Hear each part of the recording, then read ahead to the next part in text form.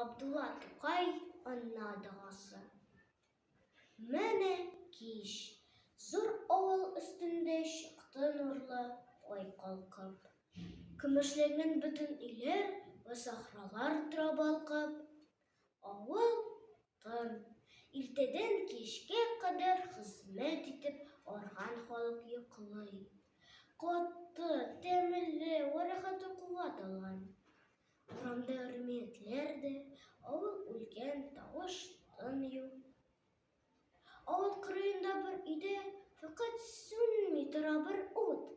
Әнә шул өй эчендә эскерттән соңра бер карчык намазлыкка утырган. Бар җиһаннан күңеленә арчык. Күтәргән кул догага яд итә шунда үз угылын.